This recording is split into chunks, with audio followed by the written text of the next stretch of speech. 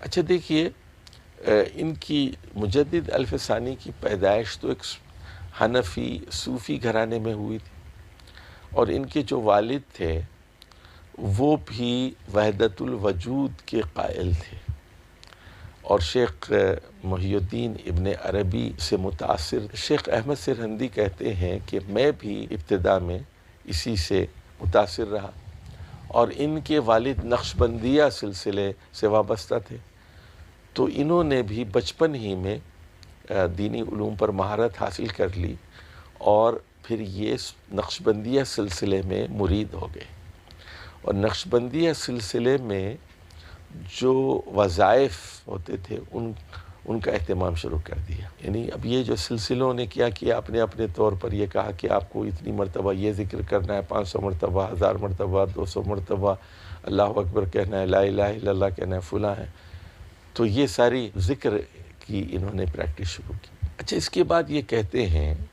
لیکن قرآن و حدیث کا مطالعہ بھی کرتے تھے، اور ظاہر ہے کہ ایک بہت بڑے عالم دین تھے، اور لوگ ان سے سوالات کرتے تھے، وہ ان کے جوابات دیتے تھے۔ تو یہ کہتے ہیں کہ پھر ایک دور مجھ پر ایسا آیا کہ میں پوری طرح وحدت الوجود میں کھو گئے، اور میرے بھی وہی خیالات تھے جو شیخ محی الدین ابن عربی کے تھے۔ اس کے بعد پھر اللہ تعالیٰ نے میری رہنمائی کی، اور میں نے توبہ کی، رویا، گڑ گڑایا، استغفار کیا، اور میں وہاں سے پھر وحدت الشہود کی منزل میں داخل ہوں۔ اور وحدت الشہود یہ ہے کہ ایک کیفیت ہوتی ہے جب آدمی اپنے آپ کو حقیر اور فقیر کہتا ہے کہ میں کچھ نہیں ہوں، اللہ کے مقابلے میں میری کیا حیثیت ہے، اللہ تعالیٰ تو ساری کائنات کا بنانے والا ہے، سورج، چاند، پہاڑوں، سمندروں، زمینوں کا بنانے والا ہے، میں کیا ہوں؟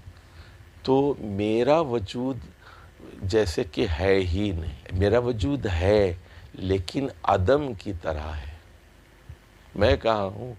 تو ہر طرف اللہ کی قدرت اور طاقت ہے، اس میں وہ اپنی ذات کی نفی کرتا ہے، یعنی میرا وجود ہوتے ہوئے بھی گویا نہیں، ہوتے ہوئے بھی گویا نہیں ہے۔ اس کی مثال پھر انہوں نے یہ دی کہ جیسے دن نکلتا ہے، سورج ظاہر ہوتا ہے، تو آپ کو تارے نظر نہیں آتے، حالانکہ تارے اپنی جگہ موجود ہوتے ہیں۔ تو اسی طرح جب آدمی اللہ تعالیٰ کی عظمت اور کبریائی پر غور کرتا ہے تو اس پر ایک ایسی حالت اور کیفیت طاری ہوتی ہے